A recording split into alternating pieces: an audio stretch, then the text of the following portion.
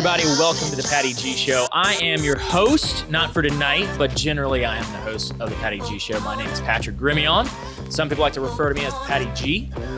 We are recording episode 100. It's hard to believe we're here after 2.5 years of recording shows, 106 guests, countless hours. I think we're at like 100 and something hours worth of content just all over the internet. I'm very excited to record tonight. It's different than our normal show. It is not a guest. It is actually me. I've got a host or co-host, Cody Didon, who is the producer of the show normally with Flashbang Productions. They do a great job. They've been with us since 2021. If you need them, check them out. But we are here at our lovely food sponsor, Government Taco, right here on Government Street Corner at Jefferson and Government. Dude, why not be here? I've literally never been here, and it was like I walked in, and it's just incredible. It's just government conspiracies all over the place. It's like Banksy made a taco store. Yes. I love it. And our second sponsor making this possible is Falaya Real Estate. Just met and chatted with Barrett a little while ago. He's in here talking and chatting. So it's going to be a fun night. I'm excited for those that came out. For those that did not, you'll have to make the next one. Maybe we'll have to wait till like 1,000 or something. Who knows? But so with Cody being the co-host, I'm going to turn it over to him. I hope he's got some questions prepped. Otherwise, I'll be sitting here doing a lot more talking than I normally do throughout the shows. Tonight, it is the Cody D show. Cody, I love the play. It had to be done. I love the play. It had to be done. It's nice. So tonight, on the 100th episode of the Patty G show with Patty G right here next to me, we're going to get into quite a lot of things. Obviously, his seedy background is criminal enterprises, where he would hide a body, things like that. I think that was what we were talking about before the show. Some of that stuff I can't disclose. That's fair. Then we'll just stick to the show. Yeah, let's stick to the show. That's fine. Stick to the show. It's a good idea. So I think, honestly, the first question that I would have for you is, before we jump into like entrepreneurial Patrick. So like, I remember Patrick, like I'm just gonna get Josiah when he edits this to put a picture of you that I'm thinking of over the screen. I remember you like a little green screen when reference. You were like 14 years old and had the most homeschooled Justin Bieber haircut I have ever seen. Yes. It was iconic. Yes. In the worst way. It was the swooping bangs, and like the hair was so long. If I would wear a hat and like go drive with the windows down, I would then have like a fluff on the backside of the hat. It was like a fancy bowl cut. You know, my mom cut my hair all up until like I moved out. And it was great. Right. It wasn't a bowl. She would style it, Okay. and she did a very, very good job of cutting my hair. What would you call that style? Would that? The Patrice style. I love it. I loved it because it worked well. It worked well. You know, all of the boys. If you lined all, so I have two brothers. If you lined all three of us up, we all had the same hairstyle, and it was beautiful. It was perfect. So it was. You can't beat that. You really can't beat that. I lived through the high school Bieber experience. You did. So Patrick and I go way back. So I mean, I've known you for 11, junior year of high school. Yeah, I mean 10 or 11 years, probably almost. Maybe a little over a decade. Over a decade. So we competed in competitive speech and debate, which is what homeschool nerds do. Another very homeschool but it thing. prepared us for the world, which is why we're still doing this for a living. Look, I tell we're people, both in entertainment now, so I tell people all the time who ask me what I did in high school and if I liked being homeschooled. I'm like, absolutely, I love being homeschooled. It was great. It was a great experience. Doing speech and debate in high school was probably the best thing that ever happened to me. The teachers were, the teachers were all right. They were all right. My mom just gave me 2 thumbs up. Perfect. So anyways, with all that aside, so before we jump into like Patrick the entrepreneur, I want to hear kind of like the origin story, right? Just who is Patrick? Like business stuff aside, just who is Patrick? Because I think that's something that's not covered on the show very much. You know, like was it this kind of like Wolverine thing where like your bones were infused with like adamantium and that gave you your phenomenal like podcasting skills, or was it just gifted to you? Like how did like where did Patrick come from? Tell me about Patrick's origin just as a human being. So I came from my parents. Oh. You know, and that's born and raised right here in Baton Rouge, Louisiana. I didn't expect that. I know. Look, I know you expected me to come in like Superman on the shuttle, land on the planes, but no. Born and raised in Baton Rouge. We used to live right around where Government Taco is off of Lobdell, and we lived there for I don't know, in my life up until maybe middle school or something like that. And we were raised to always, not have a lot of idle time, right? Right. Like keep busy, whether you're doing something like for pleasure or for work. Your just mother stay seems busy like and someone do who something well. would have you doing things. Well, no, it was more of like my dad every Oh, weekend was like, okay. "Hey, come outside. All right. We're gonna build something. It doesn't like we could have built like a box, and he Right. probably went and took it out back and destroyed Right. it. And the next week we got to rebuild the same box. just but we were just make always gravel busy or something. Yeah. Well, rope was a common gift, right? So we would get pieces of rope, and we, like that was our toy. Just something to always stay busy and just to not sit there. The word boredom never occurred in my Right. household. Like growing up as a kid, we were always outside doing something, hunting and fishing. Like that was, I love it. That was us as kids. Like we had a camp in Morgan City that we would go spend just days at a time out at this camp. That was a 45-minute boat ride to get there. So it was a 3-hour drive, then a Incredible. 45-minute boat ride with no cell service. You had to climb up a 20-foot tower to make a phone call with like a satellite phone. Bro, that's Louisiana right there. And they, like a good childhood memory I had was just how busy we would stay. They were renovating our generator shed, and they were doing a whole lot of mechanical work that me and my two brothers did not have a lot of experience in. And we cleared probably an acre field of cane just in the swamp. And then we were like started building Just like stuff your with the hands cane. and your like, teeth, No, like- with other pieces of cane. Oh, bro. Like, that's what Nothing we would goes do. better with cane than cane. Exactly. Everybody says that. Exactly. You know? So just we were always doing projects. We were always doing something to keep ourselves, active and not stuck behind, a computer screen or something, which looking back, I spend my entire life behind a computer screen. It's now. just no matter what it happens. Like with work, it's just behind a screen or, Right. doing whatever. Right, the screen calls. And then I think what probably was like the turning point for really sparking my interest in entrepreneurship was when I turned my brother turned 16. So I was still 10 at this time.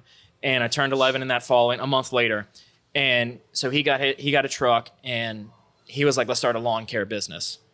And so it was me, an 11-year-old, my other brother who was 14, and my other brother who was 16 going around town cutting grass. Nice. We graciously got, our startup So capital. you were like that guy with a lawnmower. We were that guy with a lawnmower like not a professional lawnmower, just like a lawnmower. See, I Was think that kind of the vibe? I think it was like, we were like, hey, we want to do a lawn care business. And my dad was like, I need a new lawnmower.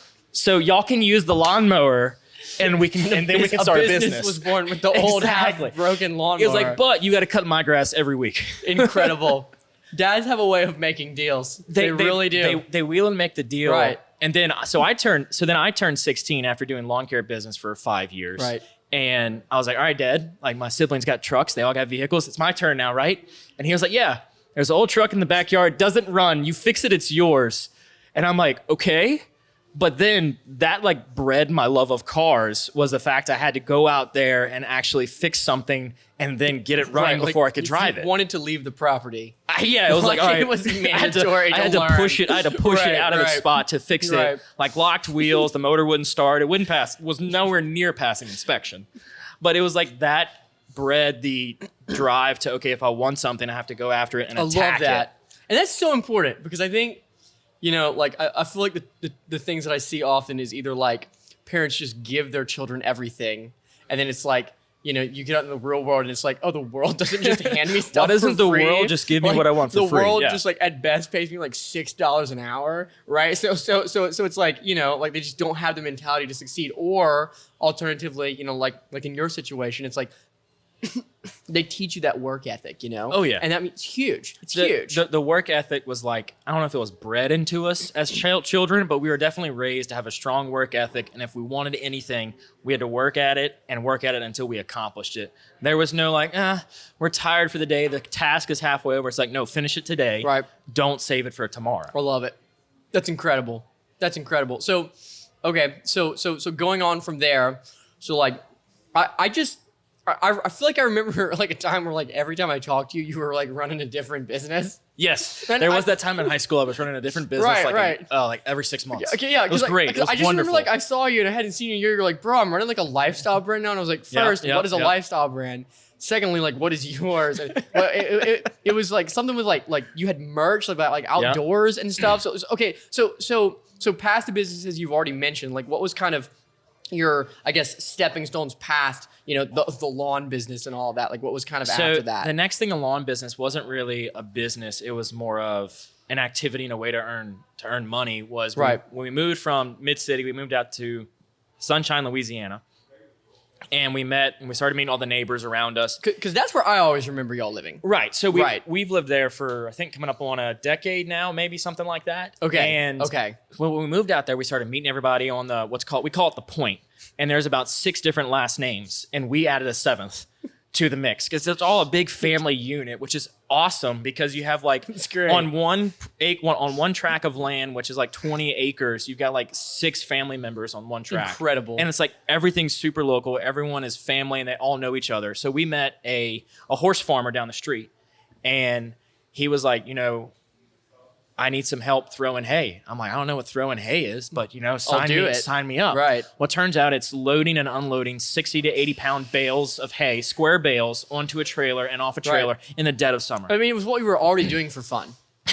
It was honestly, it was no change. Yeah, Status it was unchanged. it was my workout schedule. Right, right. So I started doing that. You're like, I'm already doing this. Right. Yeah. And I think I started probably at the age of 15 or 16. I took the family 4-wheeler from the house and drove it about 3/4 of a mile down the road. And then I get a phone call from my dad saying, hey, where are you? And I was like, well, I'm down the street throwing hay. And he says, well, you did something illegal. I said, what? And he said, you drove on a public highway with a 4-wheeler at 15. I was like, but what's your point? And you were like, what was the illegal part? I'm like, it's 5 o'clock in the morning. No one's awake. But I grew up in the country. I was very similar vein. Yeah. So I did that and I would get paid. I think it was 50 cents a bale. Excellent. But we would do like 400 or 500 bales in a day. So it started adding up. That's And awesome. As a 14, 15, 16, 17-year-old, you make so much money just doing that. Like you don't know what to do with it. So then then paracord became very popular at this time. Oh no. So I started making paracord bracelets and selling paracord bracelets. You were the paracord bracelet guy. I was that guy. No one asked for it, but everyone got it. I started making dog collars. I started selling dog collars to people. I then started making necklaces. I would do different braids. Like I was again always trying to do something to make a buck. I'm pretty sure I've had like 5 paracord bracelets and literally never worn. I can make you more. Like I've got hundreds of feet of paracord. Please don't. Please don't. I think I have like 70 buckles left. You can sell it to me and then I'll sell it to you. Exactly. Yeah. And so then once I turned 16, I started working at Roberto's River Road restaurant as a busser on the weekends. Right. And that's when I started making like so much money. I didn't know what to do with like Nice, tips. Like what is cash nice. tips? And I still continued the lawn care business because I was 16 now. I started borrowing my brother's truck to drive the trailer around town, started getting lawns and all that stuff. And then when I turned 18, I then started going to work for my dad. And I think I worked there for maybe 6 months to a year. Okay. And then I started working at the accounting firm.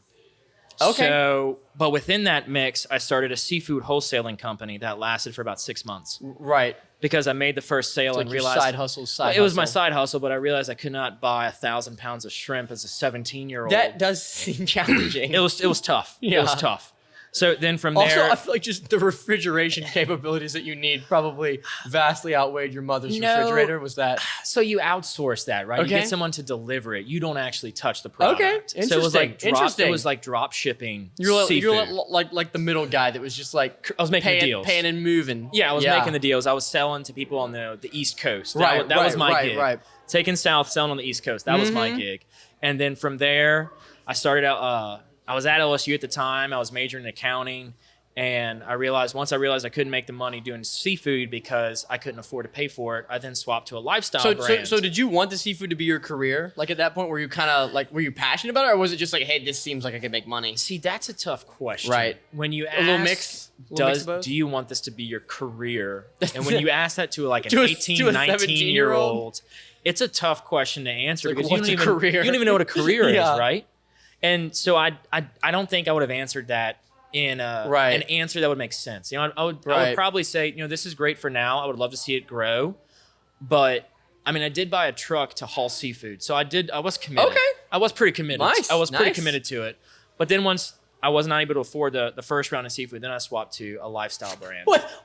It was the very first one. Wait, so was the very so first you bought a sale. truck, and in the very first one, you were like, oh no. So as far as like forethought at that point, like There was literally none. none. There was no forethought. Well, I mean, you got to think about it, right? You're like, I just got to make that first sale. I got to make that first sale. You're not, I mean, I'm calling like, But like 20, 30 literally people a day. can't even like do the merchandise at all. Like, Well, and then it's like, incredible. all right, they told me, okay, I need 1,000 pounds of shrimp. right. At right. like, my cost was maybe $6 or $7 a pound. And I was like, well, That's I can't a get net lot. 30 terms. Yeah. I'm like, I got to pay this up front. I'm like, and they're going to be on like net 60. So then the math just didn't work out. Right. So then it just turned but into the a math lifestyle was done after the truck was purchased. Yeah. As it should be. Yeah. I like the confidence though, because see, I think that is the thing. So I will say this, like that is the thing as an entrepreneur myself that I think I've encountered a lot of people that just they cannot understand the concepts that I'm talking about because like they haven't been an entrepreneur, and so you got to like, believe it's going to work. you have to, and it is a lot of stepping out in faith and believing in yourself and in your ideas, and you know, like I have encountered people where if it's not the stability of a 9 to 5, like they literally can't deal with the stress and the pressure, and so I think as an entrepreneur you have to have that almost like completely unhinged, half insane like faith and just belief in yourself and in your ideas, because sometimes it does make sense, but sometimes you just got to try something. Yeah, you have to have that willingness. Preferably you do the math.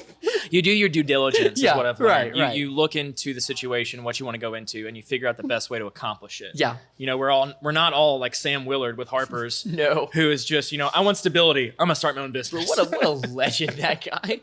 We've had a lot of legends. Yeah, on this we show. have had Jordy bro, just incredible. Yep. Yeah, so then it turned into a lifestyle brand because I knew I needed to raise revenue. Okay. I had to earn revenue to buy that seafood. So then I started selling merchandise. So On Amazon, right? I got to Amazon. Okay, Amazon was say, the 'cause first. I feel like that was like a huge. Like you explained to me like the process of getting on Amazon. It was like it's tough. insane. You have to have your own UPC codes. Oh my You have goodness. to register every SKU. You have to have pictures of the white backdrop of different shirts, different sizes, different designs. And with me, I had 3 different designs, but like 10 different colors.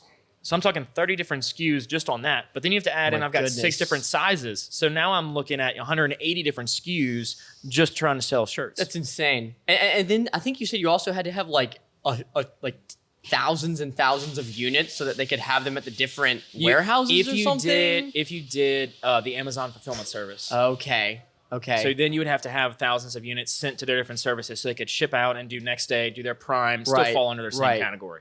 So what kind of ended up happening with that? Because I know you were doing it for a decent little while, it seemed like. I did but it kind of for phased out. 2 years. Okay, I was about to say, I thought you did it for a while. I did it for 2 years, and I Success or kind of? It depends on who you ask. I'm asking the guy who was doing it. So I thought it was a success, but I drug my girlfriend at the time to all these trade shows. I'm getting a very like face from the now wife. Right, the now wife, you know. So she stuck around. Clearly, I didn't drive her away. Right. So I would drag her out to these trade shows. But she hates you now. But she hates me. Just hates you. And so like it was a great bonding experience though. So we'd go to trade shows, and I told her, I said, look, the first show, I've got 60 shirts. I said, if we sell, 10, I'll be happy. She was like, babe, I'm gonna be real with you. If we sell 5, I'll be happy. I was like, love the support and the enthusiasm. So I'm sensing the dreamer and the realist. Oh, she definitely brings me down to level head. Charlotte definitely. I come in with an idea like in cloud 9, and she's like, And that's another thing that I think is, as I have learned with my business partner, my older sister, extremely important, because I'm very much the like everything is a movie, and she's like, this is a 2-minute video for a client. Right. So it's too cinematic, Cody. I literally was told that by a client this week. Literally, it was too cinematic. Change it. Exactly. It's an actual literal direct quote. Yeah. So she helped me with the merchandise side of things, and then the first trade show, I believe we sold like 16 or 20 shirts. Okay. Like whatever it was, like we doubled my expectations. So you impressed her by like threefold. Of her expectations, yes. Easily. And so then I'm like, hey, let's start adding more products. And then she was like, let's slow down. And I said, no, more products. So then we started selling different colors, different designs. And then I said, hey, Dad, I want to make an LSU cutout. I mean, a Louisiana cutout of wood and start selling that. And so like That sounds He really had complicated. he had a template. He showed me how to do it all, like cut all this stuff out. So we spent like hours and hours producing these little Louisianas that because he's an engineer. Right, So he was right. able to scale it down and design something smaller for me, and then scale it up to design like a big 3-foot wooden Louisiana. Incredible. And so then I would start going like to Home Depot and buying this wood, coming back using my goodness. using his tools like in the it wee sounds hours like of the the most night. overly complex thing Yes. to sell like ever. Yes. I'm imagining the profit margin just wasn't a thing. So it depends on what you look at. If you look at the Right. profit margin of cost, it was great. But if you value my time, like a penny, $1 it's a day, terrible. like $1 a day. It's terrible. Just like, okay, well, all right. So needless to say, I think that I feel like there were some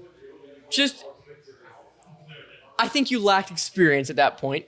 You were reaching out, you were striking blindly and trying things. Definitely striking It blindly. sounds like there was a little bit more like not hitting than like making contact with the ball. There's a lot of swing and miss. Fair to say, There's right. a swing and a miss. Right. Many a times. But I feel like you took away a ton from that, though, right? I love swinging the bat, man. Right. I love swinging He's the out there bat. swinging. No one's even pitching to him. He's out there swinging all day. The boy's going to be an absolute Babe Ruth of a guy. Right. Like, Now pitch a ball in front of me and I might not right. hit it. Like, he doesn't even know a ball's involved in the game. He's just Yes. swinging. Yeah, that's an That's awesome, accurate, though, that's but an accurate depiction of like I feel from like 11 till Yeah. like 20. it's been in you, though, since the beginning. Oh, yeah. And I will say, like, similar for me. Like, I've always been doing something. I've always been obsessed with something. And so, like, when it came time for me to figure out what I wanted to do, like, entrepreneurship, that was easy, you know? Yeah. Like, it was easy for me to make that choice because I was already thinking like that. And I feel like it's one of those things, you know, like, it's almost like you feel this calling to, like, to go and do it, you know? Like, it has to be more than, like, oh, this is a cool thing I could do, because the hours are brutal. Like, there's no roadmap. Everyone does it differently. And most of your friends, and usually a lot of your family, is like, you're an idiot. Like, basically. I mean, seriously. Like, it's unfortunate, but true, because there's a very, like, structured way that the American dream, I think, is laid out before most people. And it usually doesn't include risk everything and buy a shrimp truck, right? No, it does not include that. It for doesn't. sure. And so, like, I think that's cool, though, because, like, it's been in you. And I think that's really important, you know, because it's not for everyone. It's really Right. not. It's not for everyone, but the best thing is that if you surround yourself with a group of people, family and friends that can be supportive in those times, that's what really is able to make an impact on you as a person. It's awesome. And on your business. So true. Because if you have that support system of, you know, like whenever I would say, hey, Dad, I've got this crazy idea, he never was like, you really want to think about that, son? He was Yeah. like, He was sure. like, "Let's do it." What can I do to help? And that's so important. And I was like, awesome. It 'Cause, like, must be a great idea. You wouldn't have done it if everyone in your Oh, yeah. family was like, Patrick, like, literally, this is a horrible idea. You shouldn't try anything. Yeah, Right? I don't honestly know because I haven't experienced that. Sure. But you know, It's awesome, I though. had the wife kind of scale me down and stop me from doing some crazy things. Right. But you know, it was still like, look, that's great. Let's think about it a little bit more. You Yeah. know, then it started Yeah. to refine the ideas, refine the concepts to make sure that they're going to work before we It's great. execute. That's great. That's awesome. Okay, so we went through the shrimp truck. That morphed into a lifestyle brand. And then after that, obviously, like, you went to school at LSU. You became. No, I did that while I was in school. Oh, okay. So I did the seafood Oh. and lifestyle while I was in school. Even better. Okay, so in school you're doing all these crazy things. Some of them with absolutely apparently no forethought at all, and your girlfriend, now wife, just desperately attempting to rein you in. So She was just making sure I didn't go too far off the beaten path. right, like just proverbially hurling yourself over the cliff, as they say. Pretty much. So I think that's so cool, though, because now, like, you're running the Patty G show, obviously, which is super cool. And obviously, like, you're still a CPA by day, but then, like, you rip off your shirt and you have, like, the Patty G show logo, like, branded into your chest, I assume. Yeah. CPA is like, you know, I that's assume. totally secondary. Right, Totally right. secondary. So I think my next question is, what kind of inspired you to do the Patty G show? Because this is what's so interesting, is that businesses that are the only thing they do is, like, feature businesses, talk about businesses, like, they're networking business. So it's literally businesses that exist because businesses exist. Like, that's kind of the sphere that you're in, which is a very unique sphere. I think for me, it's just a really interesting thing to think about, because, like, it's almost it's like machines making machines type of thing, you know, Pretty right? much. Like it's like businesses making business. So what kind of inspired you to get into, like, you know, when you decided to become Patty G, start the Patty G Show? What was your frame of mind there? Because I've heard you talk about it some, but you know, just go back to the very beginning. Like, what was the very first thing that you were like, maybe this could be the Patty G Show? So I was at LSU, majoring in accounting, and then I got approached by the entrepreneurship department because I was taking a few classes. Right. And they said, hey, we've got this paired degree program. Mm-hmm. Why don't you kind of check it out? And I was like, okay, that's fine. I wanted to go to LSU for 4 years undergrad, get my master's, sit for the CPA exam because, 150 credit hours. And they told me, if you do it, you get 150 credit hours and you get 2 degrees. And so I was all on board. I was like, that's fine. I'll be the first person to do it and let's rock and roll. And as I'm going through these entrepreneur classes, I'm meeting new people, like-minded individuals. Nice. And they kept telling me how they could not, wait to get out of Baton Rouge. They couldn't wait to leave. So this was something you were just hearing all the time, like Baton Rouge. I was hearing it, but we gotta get out of here. We gotta get out of here. Right. It's not a tech hub. Right. It's not a business hub. There is nothing happening in Baton Rouge. No, it's a boring town. So it was no opportunities, kind of like the main, Yes. like this is a place people get stuck in, not a place that Correct. people come to. It's people are born here and they stay here. It's not people are born elsewhere and are excited to come and bring their business here. Sure. And as I'm meeting with these people, we're pitching ideas. I mean, you're in LSU, you're at a university, you're throwing around ideas, especially in entrepreneurship. We're encouraged to throw around ideas. You're thinking all the time. We're thinking about people different business ideas, different they business think that's concepts. What they do. And so I started doing some research into podcasting, social media marketing, and just branding, advertising, building awareness for a company and a brand. What makes that important? And I was like, okay, I want to do a podcast. I think it's going to be huge. I think podcasting is going to be the next thing that is going to just change the way people market. Was this like 2.5-ish years ago? No, this was like 4 years. This was three. Okay. 3 to 3 and a half years. So this was conceived long before it became a thing. It was conceived a year before it became a thing. Interesting. So it was initially, I spent my time in I'd learned due diligence by this point. And so I started researching how does one make a podcast? You didn't go out and buy the shrimp truck No. and then realize that you literally physically could not purchase shrimp. No, I listened to a podcast called The Audacity to Podcast, and it would teach you how to podcast on his podcast.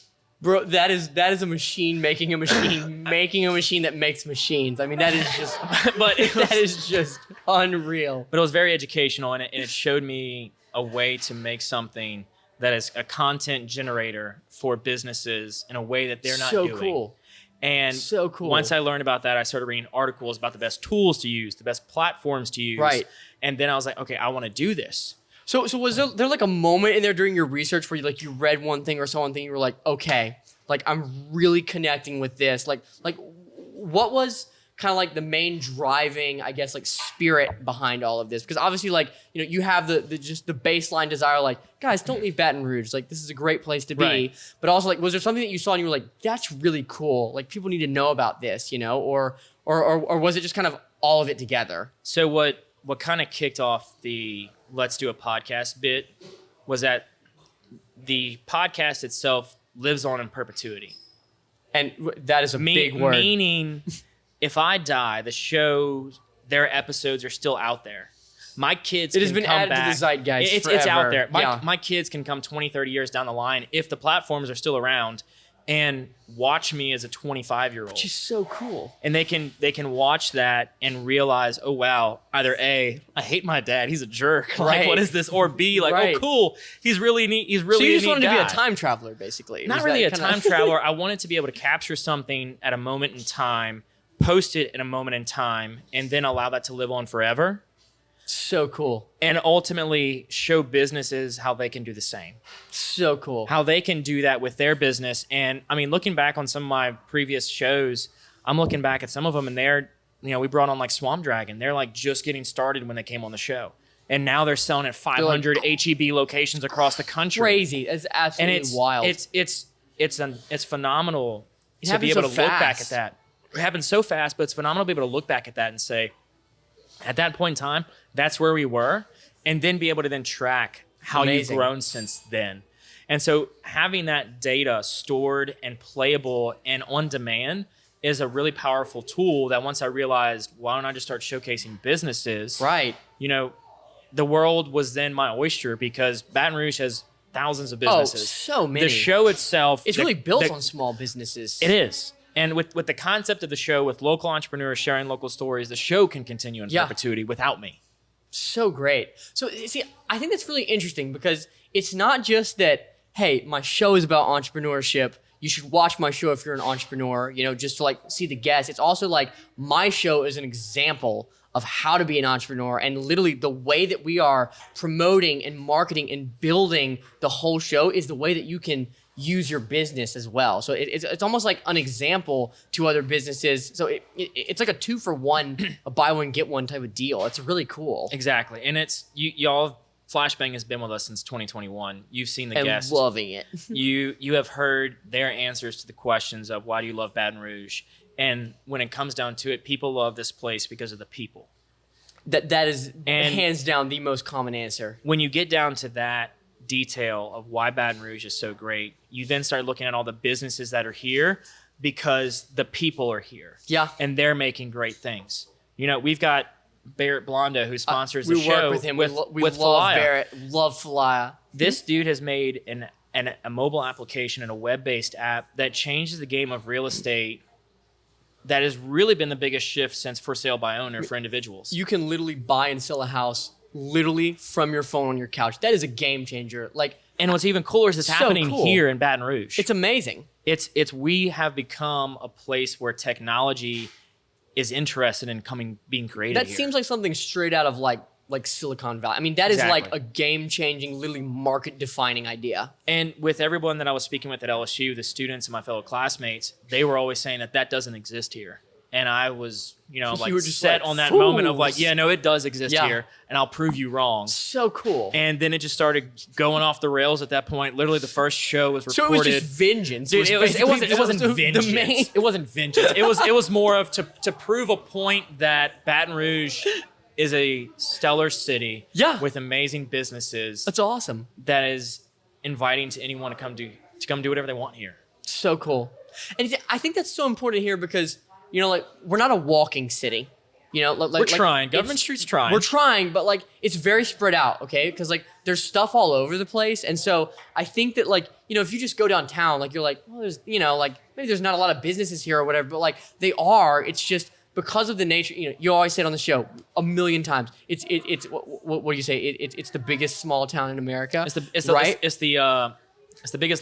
smallest big town. The smallest big town. The smallest big town you'll ever live in. The smallest big town you'll ever live in. And I think part of that is that there's not this place where you look at and there's just miles of skyscrapers where all the businesses are in one place. They're spread out. And so I think what you're doing is you're creating that skyline of all these businesses, under the umbrella of your show. You're saying, here's one place where you can see everything, because on your drive to work, you may not see all this. You may see 1 or 2 or 3, but they're all here. You just have to know where to look, right? Yeah, they're everywhere. It's just, we live in a city that is a forest, the visibility is not great. Look, mid-city, part of mid-city is still agricultural land. Yeah. It's still classified as agriculture. Which is wild. I live 30 seconds from a cow pasture that's 100 acres. Wild. And wild. I'm also right next to Whole Foods. It's wild. It's just we have that flexibility within this. It's really cool. Yeah, that's awesome. Well, I really love that. So I think the next question, unless you had anything else to add there, go for it, man. I think the next question that I had was, you have interviewed 100 episodes, but I know a few of those have been multiple people. So you said I think over 106 at least people. I think we're at 106 guests. Okay. Wow. Individual guests, not individual shows. Insane. I mean, that's a lot of people just to talk to in any way, shape, or form. It is a lot of people, and looking back on the early days, the very first episode, I can still visualize it was literally on my kitchen table with my iPhone that I still have, by the way. We recorded it into voice memos. Incredible. It was me and Daniel So as far as quality, we're talking top tier. Oh yeah, it makes you look like nothing. Yeah. ESPN wants to be here. Right. So it's iPhone level quality, but the best thing was, on the quality, I had lunch with somebody yesterday, and they were like, okay, so I was listening to some of your earlier episodes, and it was all really good, and your guests kept getting better. I was like, so did you notice a difference in the audio? No, we didn't. I was like, well, okay then. You're broken. Yeah. Right. Right. I'm it was iPhone, and then it went to Amazon Gear, and then it went to produce a one-man producer. Now it's a 4-man crew. Yeah. Right. So it was, looking back on them, initially they were my immediate Rolodex. So Sure. my immediate friends, my immediate connections. So and then it your started few little connections. Right. I had Yeah. like 30. I had 30 episodes I could film just from my guests. So cool. And it was like, I'm trying to prove myself. So I'm trying to get like, people that Bigger bigger and better guests that other people in the community will know. Right. And then it just started where people started sending me emails and like, hey, can we come on the show? Hey, can we come on the show? When you got that first one, I'm sure it was just like you got visibly 3 inches taller. Like when the for first sure. random person For sure. was like, hey, I've heard of you. I really want to be on your show. That had to be like a moment for you. It was. Who was it? Do you remember? I don't actually remember who it was because I don't think, like, I'm thinking of like 3 different people it was in my a head. while ago. And I'm like, I don't know if it was like Yeah. Nick DeShira from Grab It or Right. if it was like Latco Comedy. Like, I don't know if it was So that cool. early, but it was just when I got the email and I was like, okay, I don't know who you are. Right. Let me figure out who you are. So cool. See if you're a though. good fit. That is just so rewarding. Yeah. Go ahead. No, Sorry. I was gonna say it is rewarding to see that what you've done and worked so hard Yeah. on is that some people are seeing that and they notice it and they want to help and be a part of it. So they're It's reaching out amazing. saying, hey, what can I do to help? What can I do to make the show better? If you're willing, I would love to be a guest. And all that work you've done up to that point, I feel like at that moment, you just feel like, okay, it's working. Like this dream that I've had. Still like, don't think it's working. It's happening. But these little steps, because like I think you say it again. Another thing that you say, because like I listen to all your episodes like 4 times when I we're would editing. hope so. Josiah is doing that a lot now these days. Great editor. But you always say, the fastest overnight success is 10 years in the making. Yeah. And so, as entrepreneurs, we have to grab onto these little like nuggets of candy that are flung at us every once in a while as we're on the way to, the big Halloween basket that we're dreaming of, Dude, right? These small victories is what keeps you going. Yeah. Like having little victories. Like for me, it You was have to enjoy them. Like, so I love, which I don't know where the quote is or what the exact quote that I said that I phrased it perfectly was basically, I love process over profit. I love the process of going about building the business, building the connections, making the show what it is over, hey, how can I make money off of this? That's great. It's more just like, let's build the show to what it can be. Let's build the guest line. Let's build what we can as a Baton Rouge community within the show to what it will and what I know it can be, as opposed to like, all right, I'm in this money. Right. Right. Like I started the show, which, it's a very expensive hobby. Yeah. And it was A lot of time, too. Very much so a lot And of as a CPA, you more than anyone know that time is money, literally. Yes. And it was a balancing act of trying to figure out how can I build a show that takes a lot of time, work at a 9 to 5 that is really not a 9 to 5, more like a 6 to 6. Right. And also Classic. I've got a spouse thrown in there, Right. I've got a wife. I've Little also, side hustle of a wife. I've got a wife, I've got a family I've got to communicate with and, stay in touch with. It's like there's the balancing act of business versus family is still one I'm figuring out. Sure. I still don't have that thing nailed down. It's really tough. It is. It's a challenge because when you're growing your business and you have that business mindset of I want to grow this thing to be as large as it can be, it's like you almost have blinders on, right? Well, because there's always 100 more things that can be done, and until you're there, which you're never there, you never always there. want to do those 100 more things, right? You'll just work yourself, and you're like, I've been sitting in this chair working on the show for 22 hours, and I have to be at work in an hour, and I haven't slept or showered. Literally. It's happened. It has happened to me many times. Like water is very important. I've learned that. I've been told that by my sister. Yeah, you need the water, but more importantly, you need to find a certain balance level, right? It's true. You need a balance within your business, your family, and your personal life. It's not taught. You just got to figure it out. And when you have that fire inside of you, it's like you're unhappy unless you're doing it. Like it's like no matter how many conversations people are like, Patrick, you need a vacation. Patrick, you need a day off. It's like, but the business, but this dream. But then it stops. It all stops. Right. That's awesome. So I think one thing that I'm curious about, and I'm sure all of the like your audience is curious about is, I mean, at this point, you are like in Star Wars when like Obi-Wan Kenobi like can't find the planet and he goes to like the archive that has all the knowledge in the universe to find a planet. right? Like I feel like you're like that, but for Baton Rouge business, right? So Getting there. I feel like I can't think of anyone in Baton Rouge that I would go to though and be like, this guy knows more about Baton Rouge. I mean, maybe like the people that like work for the government that like help businesses grow, but like past that, bro, I mean, I'm gonna be 100% honest. I feel like you're pretty much it. So at least from what I know of. So like, what are some of the things that you have taken away? Because, like there's definitely like some overlap with some of the guests, like a lot, some of them learn the same lessons, but pretty much every one of them has 3 or 4 things that I'm like, I've never heard anyone say that before. Yeah. So like from 106 people that you have sat down and had hour-long conversations with, what are some of the things that you've taken away that have impacted you? Maybe changed the way that you do the show, changed the way that you think about business? Because I feel like that is very telling because you're the one who's creating and sifting through this information more than anybody. What the biggest thing I've taken away is any process you do, any business you start is not going to be easy. You're going to feel probably alone more times than not because you're the entrepreneur. You're the one that everything's riding on. So never love anything? No, not never love anything. But just understand and have an appreciation for the time that you spend. Again, going back to those little victories. Right. Being able to see, okay, I spent 6 hours coding and making this one line work. And someone clicked on it and it worked beautifully. Right. That's a win. Great. That's a win. Right. And also starting, opening up a new shop, having one customer come in a 8 to 10 hour span is a victory. And you got one person there. You got one person there. And my biggest thing is with the show, if it impacts one person, if it makes one person's life different in any way, shape, or form, then the show's a victory. Right. The show's a success. I don't have to have, a billion people listening to the show. Sure. Well, I'm sure, Barrett would love me to have a billion people listening to the show. Having one person's impact Barrett's would all be about great. those numbers. But having impact on one person to me is the hugest. That's and great. recognizing the victories of one. Right. That, to me, has been the most kind of overarching theme of the business owners that have come on. Beautiful. They're like, when we got the first sale, when we got the first door, when we got the first opening, it was huge. And so having an appreciation for that and taking the time to stop and recognize it and say, all right, we made one.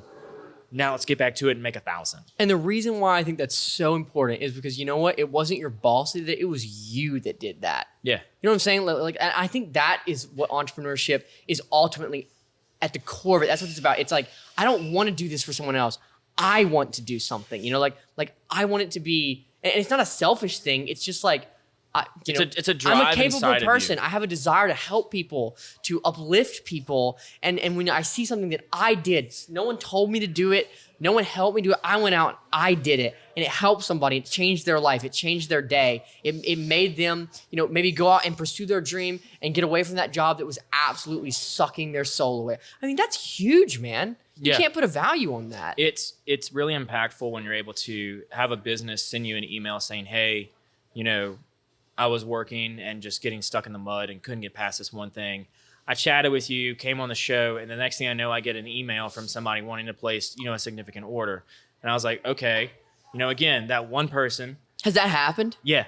That's awesome. So I've had a guest come on, and then like a week later, I saw on their Facebook someone like drop a message to them and saying, hey, I saw you on the Patty G show. Never heard of you before. That is wild. And I ordered from you because I love your product. So I always wondered about that because obviously, we produce the show, but I never see how you're interacting with the people on the show. So I think that's so cool because I was sure things like that were happening, obviously, but they're happening, and I've come aware of more stuff happening behind the scenes. Right. Of people seeing guests and reaching out to those guests because of what they heard on the show. So cool. And I met with somebody the other day and they said, yeah, I reached out to 2 of your guests because I love what they were doing and now we're doing business together. Right. And then you get I'm the like, whole I'm like, that's perfect.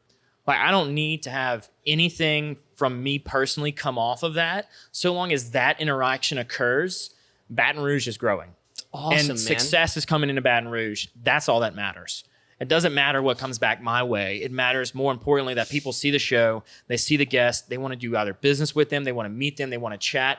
I can totally have no hand in the situation, but if they were a connection because of the show, I've won. That's beautiful. I absolutely love that. I think that's so cool. And I think, there's so much of this mindset of you have an idea, you hide it, like you don't show people, or you're doing this business, everyone's your competition. But the reality is, man, there's so many resources, there's so many customers, and the more that we connect with people, share our ideas, share our knowledge, and help everybody, we all go up together. Like you said, a rising tide, every ship's going up. That's it. And in Louisiana, I will say the tides could be a little lower. 100% honest. But referring to two tropical storms and a hurricane that's happening right we'll now. take them going up. Yeah. Right? And that's great. The mentality I keep is, if you build your community up, you will grow with that community. If you're out there saying it's about me, how can I succeed? How can I make a better business? How can I go about and accomplish something? You're going to find yourself, you might find success. Yep. But being able to say, no, I spent hours working with my entire community and my whole community benefited from that, you will grow with them. It's not like they're going to grow and you're going to get left behind. Yeah. And if that happens, cool. Right. They're growing at a faster rate than you. Sure. Everyone's in a different place in their life, in a different situation in their business. But growing a community as a whole will grow you inadvertently. And when that happens, that to me is the ultimate success. When everyone around you is growing and you inadvertently are also growing, you made it. It's a happier, healthier place. And I always say this, like, if you're all about you, then at the end of the day, that's all you get is you. And guess what? When you're in trouble, and you don't have the resources and the ability to help you, guess what? You haven't sown into anybody. So guess who's coming to help you? You. But you're bankrupt. You're going out of business. And guess what? You didn't connect with Barrett. You didn't connect with, all these other great businesses around the area. And so you're all alone. And that, I will say, it seems great until you get in that spot and you're like, oh, now I understand why I should have, built this safety net and helped other people, because they would help me. Yeah. Really. I mean, truly. Anytime anyone asks me a question of like, oh, hey, I've got this problem, I've got this situation, I always reply with, okay, this is the person that can solve it. And it's being able to help those people solve their problems, even if I don't even have a part in it, but directing them in a way with someone local. More specifically, if they've come on the show and they're a past guest, excellent. If they're still not a guest, but I know them and I know they can solve the problem, that's who I'm going to send them to. I'm not going to say, oh yeah, call Joe Smith out in New York and they'll solve your problem. It's like, no, who's somebody local right here in town that can fix the problem? I can go look at them, talk to them eye to eye, face to face. Exactly. It's great. So is there any other lessons you want to talk about before we kind of jump on to the next question, or was that kind of the main things? I think that's the main thing, man. We'll keep awesome. We'll keep it moving and grooving. That's great. So I think the next question is, all right. So going back to the shrimp truck that you purchased before, you are just strong on the shrimp truck. I'm fascinated that you bought a shrimp truck. Okay, I didn't buy a shrimp truck. Let me be specific. I bought a pickup truck to haul a freezer cooled trailer. The truck for shrimp. Yes. All right.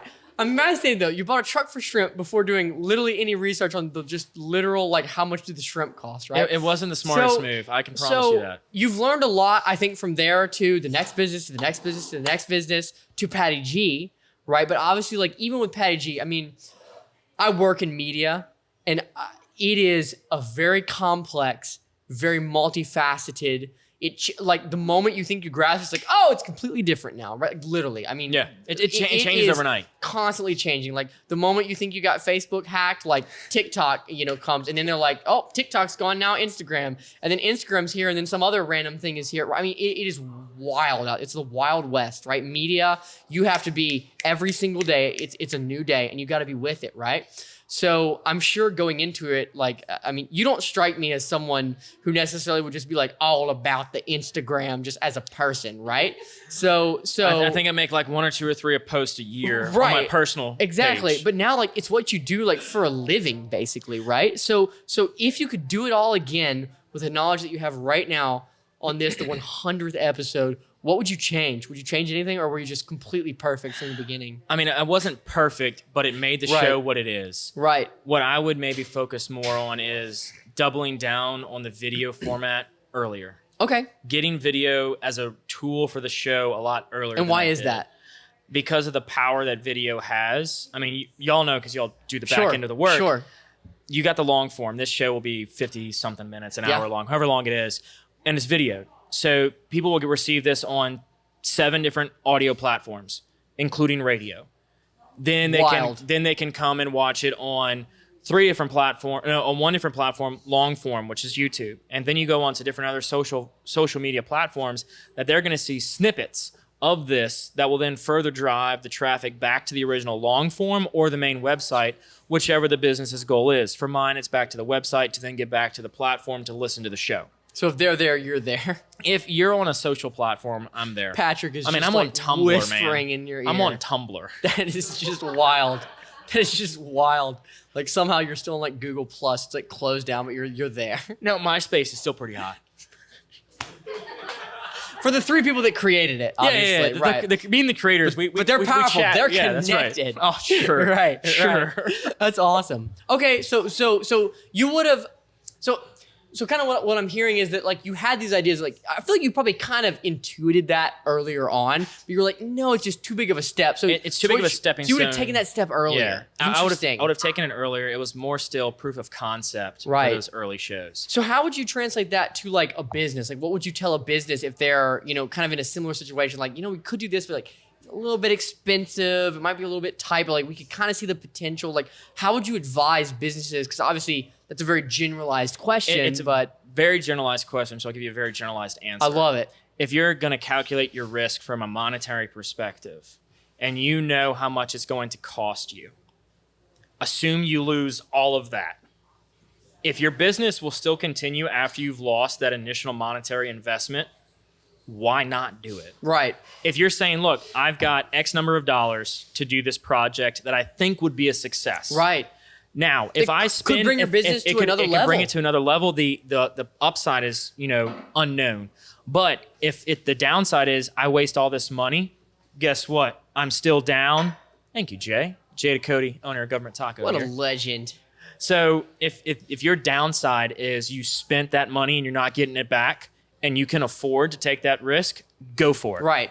Because you don't know what that upside is. It's like worst case scenario, you're still in business, just a tiny bit poor, which you're already probably a little bit poor if you're a young entrepreneur, if we're being honest. Right. Best case scenario, you jump forward a year. I mean, literally, you skip a year of you don't do it, and then you get there and you're like, why didn't I do this a year ago? Why didn't I do this a year ago? I have Why asked didn't I that do question this? to my sister so many times. Why didn't we do this a year ago? And if it comes to the point where you're now leveraging the business's assets to finance that Right. additional section, again, consult your professionals. But if you've calculated the risk and you know what the worst case scenario is, Right. and you can stomach the worst, if you can stomach the worst case scenario, go for it. So you do suggest doing some basic math. Some basic math and some Right. basic calculations of all right, for example, if I was like, okay, if I take this risk, what's the worst case scenario? I'm out some money. Will my life still go on? Will Right. my family still be able to eat? Yes. Let's do it. Love it. Let's do it. And again, like I was saying, I mean, as an entrepreneur, you're pretty much in the first few years. I mean, you're pouring everything into the business. Like a paycheck is not a thing that you're worried about. Like if you're alive, you can survive, and then eventually you get to the paycheck. But it's really all about how do we maximize the business, because we're already, basically don't have a lot right now because We're already it's all the way to spread the thin, business. yeah. So let's keep maximizing and see if we can accelerate getting to that paycheck, getting to that next level, right? 100%. If you go into starting a business because you think it will make a lot of money and that is your only driving factor, You're going to fail. You're going to get burned out. Yeah. Because when it doesn't make a lot of money right out the gate, a tech company has years of a shelf life Yep. before it starts making money. Yep. A restaurant, like we're in Government Taco, could take a while to get off the ground. And if you start having slow days, you're going to get burnt out so fast. 2 years is usually the minimum before you even make a profit. And 9 times out of 10, the business fails. Yeah. Like, those Yeah. are the stats you're working with. And guess what? When you get to that 1.5 year point where you haven't been paid in 1.5 years and you're working 18 hours a day and you're looking at that next 2-week stretch where you're like, I know that to meet these deadlines, I'm not going to be able to take a day off. It's going to be 16 hours a day. If you're in it for the money, you're closing shop. You're done. You're done. You're done. And you're gonna fail as an entrepreneur. It's gonna scare you away from going after what Yeah. could be the next greatest idea. Find that passion and the money will follow. Don't find the money. Dude. Find the passion and then the money will follow. Passion over profit, man. Yeah. That's why I say it. Passion and then profit. Then That's what I profit. think. Yeah, 'Cause Passion, if then you're profit. passionate, you put more time into it than anyone else in your sphere. You become the best at it. So even if it's not something that everyone makes money at, guess what? The best always makes money. That's the way I see it. In the end, they Truly. get there. Yeah. Yeah. And it's being able to not work for the weekend as an entrepreneur. Love it. When you wake up on a Monday morning like, oh, I gotta go to work. You're gonna work that 9 to 5, and you're gonna go home, and you're gonna wait for Friday, and then you're gonna celebrate. As an entrepreneur, you should be waking up every day knowing it's gonna be tough, knowing it's gonna be a struggle, but celebrating every day you have the ability to work on your own business. Now you're an entrepreneur. It's awesome because you're investing in yourself. You're investing in your own dreams, your own future. Yeah. And ultimately, with any 9 to 5, and there are some great 9 to 5s. Oh, like absolutely. nothing against a 9 to 5. I think a 9 to 5 is great. Like as an entrepreneur, I need people that work a 9 to 5 to work for me, right? So like I love a 9 to 5, but at the end of the day, it's always really for someone else's benefit, right? Like for your sum, but really ultimately the person with the best cards in their hand is the person you're working for, right? So when you work for yourself though, you're investing in yourself. You're investing in your own hand. Yeah. And that is a really powerful thing. It's awesome. 100%, man. So do we have time for one more question? I think we've got time for one more, yeah. One more. Okay. So the last question, and this is what I'm really curious about because I hear whispers. I swear, if you ask me what the favorite episode of the show is, I'm going to throw you across the room. I won't ask that. But I will ask, what is next for the Patty G Show? Because here's the thing. I think that seeing where you've come from, the shrimp truck, the truck for shrimp. We're Truck gonna keep for going shrimp, back. truck for shrimp, I'm gonna truck mention for that like shrimp. 7 more times in the last 2 minutes. The truck for shrimp, all the way to the Patty G Show, where it was on your phone, like literally your phone that you still have. So like it's an old phone. It's an iPhone 8, yes. It's right. Mine's a 6, I think. So Dang, it's whatever. beat me. All right. So going from that to where you are now, which I mean, now, bro, you have sponsors. Like you have your sponsors, like here in this room, like they support you, they believe in you. Like I'm starting to hear from people that you don't even know. Like I've had a conversation with you where like someone was like, "Oh, I love the Patty G, so that they live in Lafayette. You don't even know this person. I don't know that person. You literally don't even know this person. So like you're starting to get reach. People are literally paying you to advertise on your show, which is, I mean, bro, that's like that's crazy. Like that's so cool. Stop right? underselling. We're in their Right? establishment, Cody. We're right here. But again, like I just think like as a person, like the fact that someone would pay you money to advertise on your show, I mean, that is just so cool, right? So you've learned a lot over that time, but I think the possibility for growth, huge. So what's next for the Patty G Show? I want to hear the hopes, the dreams. Give us like the inside scoop on like what is next for the Patty G Show, because that's what I'm really interested in. So what is next in the short term is continuing to find small businesses that are unique in the area and bring them on the show. But we're going to start doing a lot more site visits. So Okay. that's in the immediate future is more site visits, going out to different places. We're going to a Struma brewery. We're going to LSU Business Center. So they can see the business. So they can see the business. Awesome. That's kind of the next idea is to mix up the visuals, right? Yeah. To go find their place of business, what they're doing, and be able to walk around throughout the set of That the is show so cool. and really show off what they're about. I mean, Government Taco, a beautiful place. Like people love seeing these places because like, I've never been here. I've heard of this place for 2 years. Literally haven't been here until came here with you. You're welcome. Yeah. So, I mean, the long-term goal is more of having like a Netflix show style. Nice. So more of local businesses, but broadcasted on a national network. Beautiful. Like able to give them that national reach, that global reach. That's not just, all right, yeah, you've got, 60%, 80% of people in Baton Rouge. Right. Baton Rougeans listening about Baton Rougeans. Sure. That's great. But getting the businesses on a national scale is even better. When so many shows do that, it's like, hey, like we're in, XYZ town here, but these principles apply everywhere. And we're showing people that are Exactly. succeeding here so that you can succeed wherever you are. Exactly. And that's how you get that bigger market share. Yeah. Yeah, you get the bigger market share, and you also give these smaller mom and pops the ability to have a platform and a place to sell their message and to sell what they're really about. I mean, y'all were there, went to Red So Stick cool. Spice with Ann. Like, Amazing. Being able to cook in her kitchen was huge. One of my favorite episodes. So like just seeing her in her element. Absolutely. And the other thing is you get kind of that home field advantage, right? Like you're in your space, like you feel like you're you know? Well, and another thing with these businesses is when there's a setup here. And this is probably half the setup that we normally have. Sure. We normally have, we've got 2 cameras and 1 light. Normally the show is like 4 lights and 3 cameras, Right. with, Josiah walking around crazy in the background taking photos. So for a business owner who doesn't normally do this, it's intimidating. Oh yeah, It's very intimidating to sit behind microphones, sit behind cameras, and tell their and story. you're in an alien space. They don't know where. You feel like you're in a test tube, and there's like a scientist like looking at you, and you're like, Mom, I don't remember what I do. Exactly. Like And literally. So going to their place of business, going to their space, and being able to showcase their business, that's kind of the next step, is Right. really going out there to their presence and saying, hey, we're at your space, you're comfortable. We're going to bring in our gear and our equipment, but just know we're at your home turf, and we're just having a conversation. Like, that's really important, is that we're just having a conversation. So it's like you're talking about the community, but you're in the community. I think that is so valuable to people because, again, for me, it's like I may see someone talking about their business. I'm trying to visualize it, but it's like some of these guys, like Harper's Haberdashery from the other, 2 weeks ago or so, is like really cool. And like I'm imagining this like Willy Wonka-esque, like really cool, like accessories, like fashion accessories place, but like seeing it. I mean, that is it.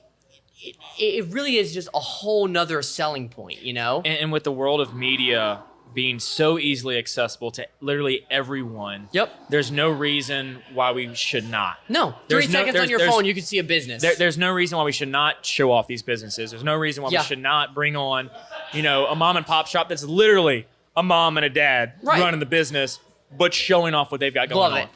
That's so cool. Thank you. It's awesome. So is there anything else in the works that your loyal fans and audience might want to know about? Not that's disclosable. Oh, so we have some secret things, but is it things that we can be fairly sure that we can be excited about? Get excited. Awesome. That is great. Well, I think that is all the questions that I have for you. It's so cool to be on this side of the camera because usually I'm on that side of the camera and I'm filming and I'm eagerly listening to. Some of the people that you've had on, I'm just in awe of. Just such inspiring stories. That's Baton Rouge, man. I am like, I think 5th generation business owner.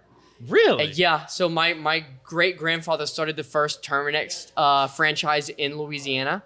And then my grandfather owned it. My dad runs a tree service, and then I think my great grandfather did something as well, ran a farm or something. There you go. So it is like it is in my blood, So like I love hearing all these people and being here, but I'm gonna be honest, I really love being on this side of the camera. Like it's kind of why I got into the whole like being behind the camera was so I can put myself in front of the camera. It's a fun time. Yeah. So thank you for giving me and with Flashbang Productions this opportunity. I really appreciate it. So if there's any closing thoughts that you have, I think spit them now. But past that, this has been a great show, man. I've really loved just connecting with my friend and absolutely, the guy who pays us money to produce this incredible show. It's been really great, and also just seeing Government Taco. I am definitely going to be coming here quite a lot. So, dude, it's been a blast, Cody, and I've had a lot of fun. For those that are listening, thinking they're on the fence about doing a business and they're on the fence about starting a company. Right. Run. No, I'm kidding. The biggest run, but also understand that it's not going to happen overnight. Yep. Now there are those unicorns that are going to happen overnight, and literally they'll post one product and then the next day it'll blow up. But that's going to happen. Do it because you love it. Do it because you love it, but also understand that the norm is years and years of hard work and just determination of not quitting. Never quit on what your dreams are, and never stop doing what you love. Love that. And guess what? If you're miserable at your job right now, you're 9 to 5, could running a business be more miserable? If anything, the same amount of misery, but eventually... I don't know. But HR is a headache. HR is a headache. But hear me out. Same amount of misery, but eventually more fulfilling. It's like working out, right? Like you feel the pain, but ultimately, like in the end, you look better, you feel better, right? Like your quality of life is better. Same thing. If you are dying, your 9 to 5 is sucking your soul out. Go ahead and run your business. You might be the same amount of miserable, but eventually you could be absolutely crushing it. So exciting. Just do it as start as a side gig if you're still nervous. I'm not saying right. The shrimp truck. Buy the shrimp truck right now. No math. Buy the shrimp truck. Patty G is not advising that. But he did do it. I did do it, and that's why I'm not advising it. But no, seriously, like if you've got a business idea that you're wanting to do that you've just been hunkering down and researching, at least start it on the side. But understand you're going to give up some of what you experience now to Right. accomplish that. If you are a gamer or you're an outdoorsman and you love fishing and you love being behind a computer playing games or whatever it is, you're going to have to give up some of that time in order to make your dream a reality. You're going to have to, you know, not go and spend hours watching Netflix. Right. Unless you're producing a show about podcasting and you talk about the shows that you're watching. Right. Right. There's a million different paths you can go, but ultimately understand you're going to have to give up some immediate pleasures for a little discomfort. But in the long run, if you stick to it and it's truly something you're passionate about, you're never going to be happier. Yep.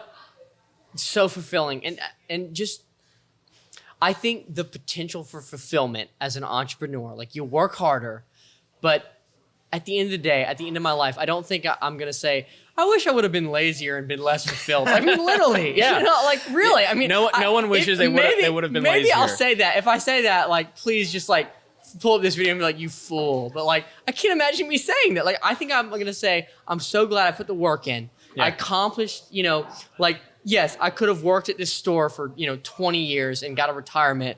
But like, I worked at my business and I built this cool empire. And I have people working for me and I'm making movies or whatever you're doing, you know? Yeah. There's nothing beats that. Absolutely, man. I love it. Well, Cody, dude, thank you so very much for co-hosting it. Dude. I appreciate it. For those listening, I appreciate y'all. We've made it to 100 and we're not slowing down. So thank you to Falaya Real Estate, Barrett in the house making this possible, and Government Taco for hosting us tonight, the two lovely sponsors of the show. Thank y'all so very much. I'm Patty G. I'll be hosting next week back with a new guest, and I'll be asking the questions once again. So thank y'all so very much. It's been a pleasure. Y'all have a good night. Good night.